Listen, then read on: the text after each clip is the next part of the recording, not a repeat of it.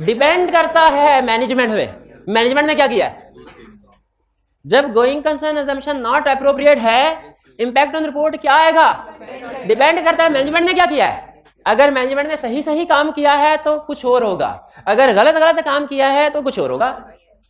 जब going concern assumption not appropriate है तो सही सही मैनेजमेंट को क्या करना चाहिए? फाइनेंशियल स्टेटमेंट प्रिपेयर करनी चाहिए नॉन गोइंग कंसर्न बेसिस पे। फाइनेंशियल स्टेटमेंट्स प्रिपेयर करनी चाहिए नॉन गोइंग कंसर्न बेसिस पे। नॉन गोइंग कंसर्न बेसिस को अल्टरनेट बेसिस भी कहते हैं, लिक्विडेशन बेसिस भी कहते हैं, ब्रेकअप वैल्यू बेसिस भी कहते हैं।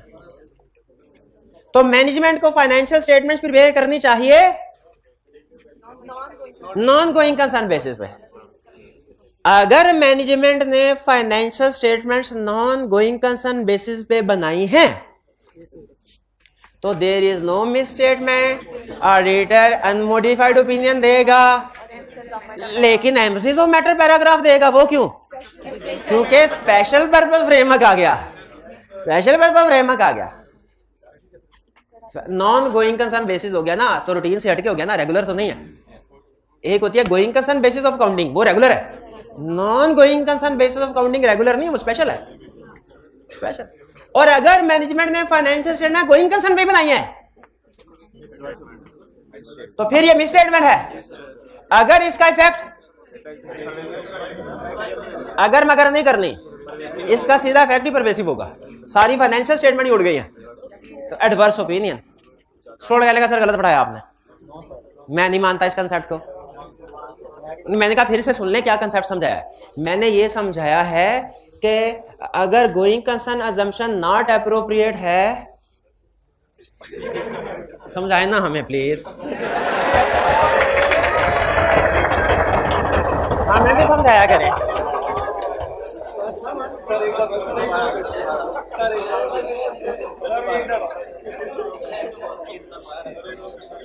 गोइंग कंसर्न अजम्पशन नॉट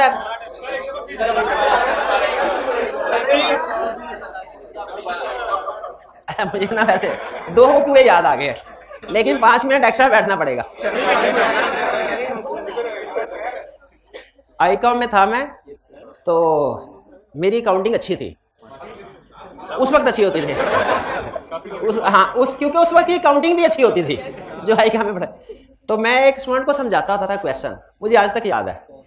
उसके मार्क्स एक पेपर हुए, मेरे मार्क्स आए 78, उसके आए 92। अच्छा, मुझे अपने का जो 2 दुख साथ सो था, उसका दुख मुझे ज्यादा था। मैंने कहा भाई मेरे से समझ में क्या 92 था, मेरे 78। वो पंजाब कॉलेज में था, उसमें हाँ।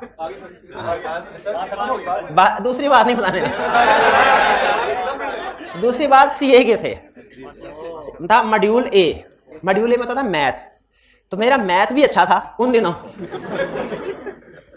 तो सीए के कॉलेज में वो पंजाब कॉलेज वाला हिसाब नहीं होता था। हाँ, तो एक दोस्त था मेरा उस वक्त भी, उसके बाद दोस्ती खत्म हो गई सुबह के बाद। उसके पास कोई स्टूडेंट आके ना तो मैथ समझती थी। अब आपको पता है हमारा क्या हाल है। मैं कहा यार तेरे को कौन सा मैथ आता है? मैं कहा मुझे अभी टॉपिक बता। अच्छा नहीं, वो समझते मैथ ही थे, समझाता मैथ ही था। नहीं नहीं नहीं नहीं मजे। अच्छा अभी कहानी में ट्विस्ट है। तो मैं बड़ा दुखी फिरता था, जो जिस बात समझ सकता। लेकिन रिजल्ट आया तो अल्लाह का शुक्र अदा किया मैंने। वो खातून पास हो गई थी, वो लड़का 2 फेल हो गया था। और ये सच्चा वाकया है, मैंने शुक्र अदा किया। मैं कहा यार तेरा शुक्र है, सफर के शुरू में ही मैसेज मिल गया। हाँ, फिर मैं फेल होने वाले रास्ते पे नहीं गया, मैं चुप करके पास होने वाले रास्ते पे चलता गया। तो going concern assumption not appropriate. हाँ, अब आपके हाथ में फैसला है कि आप किसके नक्शे कदम पे चलना चाहते हैं। हाँ जी, आप खातून बनना चाहते हैं।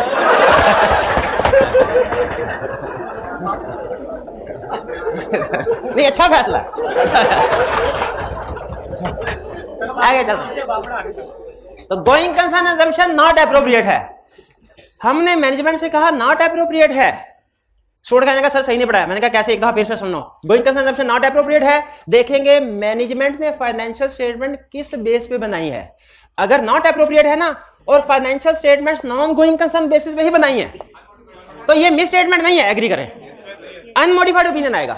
लेकिन चूंकि जो basis of preparation of financial statement normal नहीं रही, वो नॉन गोइंग कंसर्न बेसिस बन गई है, तो स्पेशल पर्पस फ्रेमवर्क के रूल के मुताबिक एमसीक्यू मैटर आएगा। ये साइड पे हो गया।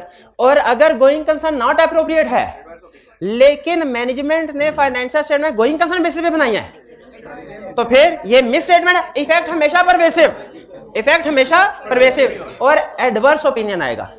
स्टूडेंट कहने लगा ठहर जाए सर, यहाँ पे ना, यहाँ पे मैं बाकी आपकी सारी बातों से एग्री करता हूँ, गोइंग कंसर्न नॉट एप्रोप्रिएट है, फाइनेंशियल स्टेटमेंट अगर गोइंग कंसर्न पे ही बनाई है तो ये मिस स्टेटमेंट है, एग्रीड, इफेक्ट परवेसिव है, एग्रीड, एडवर्स ओपिनियन है, एग्रीड। लेकिन फाइनेंशियल स्टेटमेंट अगर नॉन गोइंग कंसर्न बेसिस पे बनी है, नॉट एप्रोप्रिएट थी, बनी भी नॉन गोइंग, अनमोडिफाइड ओपिनियन होगा, एग्रीड। लेकिन इसमें गोइंग कंसर्न अनसर्टेनिटी आनी चाहिए, एम्फसिस ऑफ मैटर नहीं आना चाहिए, क्योंकि मसला गोइंग कंसर्न का है। हाँ, तो मैंने क्या कहा, मैंने कहा अच्छा अगर एम्फसिस ऑफ मैटर नहीं दोगे तो कौन सा पैराग्राफ दोगे, material uncertainty related to going concern. मैंने कहा अनसर्टेनिटी तो है ही नहीं, अनसर्टेनिटी का पैरा तो उस वक्त आएगा जब अनसर्टेनिटी होगी। यहां पे कंफर्म में डूबी पड़ी है कंपनी, तो यहां पे अनसर्टेनिटी का पैरा नहीं आएगा, कौन सा आएगा, एम्फसिस ऑफ मैटर का। बे क्लियर हो गया? अब क्या समझाऊं? अगर मटेरियल अनसर्टेन, अगर इवेंट्स या कंडीशन था, प्रोसीजर परफॉर्म किए, उसके बाद पता चला कि गोइंग कंसर्न एप्रोप्रिएट तो है लेकिन मटेरियल अनसर्टेनिटी एग्जिस्ट करती है, हम एज ऑडिटर क्या करेंगे, डिपेंड करता है मैनेजमेंट ने क्या किया, डिस्क्लोज किया कि नहीं किया। अगर मैनेजमेंट ने डिस्क्लोज नहीं किया तो ये मिस स्टेटमेंट है, देखेंगे, क्योंकि एक डिस्क्लोजर है ना, सारी फाइनेंशियल स्टेटमेंट थोड़ी है, एक डिस्क्लोजर है तो मिस स्टेटमेंट है। अगर इफेक्ट मटेरियल क्वालिफाइड परवेसिव है तो एडवर्स, इसमें मटेरियल परवेसिव दोनों लिखेंगे क्योंकि एक डिस्क्लोजर है ना, सारी फाइनेंशियल स्टेटमेंट थोड़ी है, इस पे तो डायरेक्ट हमने परवेसिव लिख दिया था। ये समझ आ गया? अगर डिस्क्लोज, और अगर अनसर्टेनिटी मैनेजमेंट ने डिस्क्लोज की हुई है, अनमोडिफाइड ओपिनियन, अनमोडिफाइड ओपिनियन, लेकिन पैराग्राफ आएगा, एम्फसिस ऑफ मैटर नहीं आएगा कि ऑडिट मैटर, क्यों, क्योंकि अनसर्टेनिटी है तो अनसर्टेनिटी का पैरा ही आना चाहिए, अनसर्टेनिटी है, अनसर्टेनिटी का पैरा। सुनने का ठहर जाए, यहां पे आपने कहा एम्फसिस ऑफ मैटर आएगा क्योंकि अनसर्टेनिटी नहीं है, सर बात पे कायम रहिएगा। यहां पे हमने क्या लिखा, एम्फसिस ऑफ मैटर, और मैंने रीजन क्या बताई थी, क्योंकि अनसर्ट कंफर्म है, डूबी पड़ी है। तो उसने कहा सर इधर किधर गया एम्फसिस, ये अनसर्ट, इधर किधर, इधर भी अनसर्टेनिटी है, हाँ शाबाश। तो मैंने कहा भाईजान इधर भी अनसर्टेनिटी है लेकिन चूंकि वो अब मिस स्टेटमेंट में बदल गई है तो अब जो इंफॉर्मेशन हमने अनसर्टेनिटी के पैरा में देनी थी वो बेसिस फॉर क्वालिफाइड या एडवर्स ओपिनियन सेक्शन में दे रहे होंगे, क्योंकि no situation is to be duplicated. जब उसकी वजह से मिस स्टेटमेंट हो गई एक इशू की वजह से, क्या वो गोइंग कंसर्न पैरा में आना चाहिए, नहीं आना चाहिए। तो जहन में रखिएगा, यहां पे भी गोइंग कंसर्न का पैरा नहीं है, यहां पे भी गोइंग कंसर्न का पैरा नहीं है, ये सारा टॉपिक समझ आ जाता है। ये दो सवाल स्टूडेंट पूछते रहते हैं, इधर क्यों नहीं है गोइंग कंसर्न, इधर क्यों नहीं, क्योंकि मिस स्टेटमेंट है, ओपिनियन मॉडिफाई कर रहे हैं, उधर चली गई गोइंग कंसर्न की डिस्क्रिप्शन, यहां पे क्यों नहीं है, अनसर्टेनिटी है ही नहीं। क्लियर हो गया? आज के लेक्चर में हमने क्या सीखा, हमने प्रोसीजर देखे, इवेंट्स को आइडेंटिफाई करने के लिए क्या प्रोसीजर है, फिर उसके बाद एडिशनल प्रोसीजर, सबसे अहम चीज इवेंट्स या कंडीशन और चीज है, और गोइंग कंसर्न अजम्पशन एप्रोप्रिएट है नहीं है, मटेरियल अनसर्टेनिटी ये और चीज है। ये लेटर स्टेज पे डिसाइड होता है, इवेंट्स या कंडीशन अर्ली स्टेज पे आइडेंटिफाई होती है, फिर उसके बाद प्रोसीजर परफॉर्म करने के बाद कंफर्म होता है एप्रोप्रिएट है या नहीं है। अब आपको केस स्टडी के पॉइंट ऑफ व्यू से अब कंसेप्ट समझ आ गया, एग्जाम में यही पूछता है। अब आप लोग जो गलतियां करते हैं वो भी बता दो। वो कहता है going concern assumption appropriate but material uncertainty exist, बताओ क्या करोगे? आप कहते हो क्वालिफाइड या इस तरफ चले जाते हो। आपने केस स्टडी में ये देखना है कि किस जगह पे लाके उसने आपको खड़ा किया है। जिस जगह पे लाके खड़ा किया है ना, आपने उससे आगे जाना है, आगे जाना है। अगर वो कहता है इवेंट्स या कंडीशन आ गया, बताइए इंपैक्ट ऑन रिपोर्ट क्या होगा? तो तीनों बताएं। अगर उसने कहा इवेंट कंडीशन आ गया, इंपैक्ट ऑन रिपोर्ट बताएं, तो तीनों बताएं। अगर उसने कहा कि गोइंग कंसर्न अनसर्टेनिटी आ गई, इंपैक्ट ऑन रिपोर्ट बताएं, तो ये दोनों बताएं।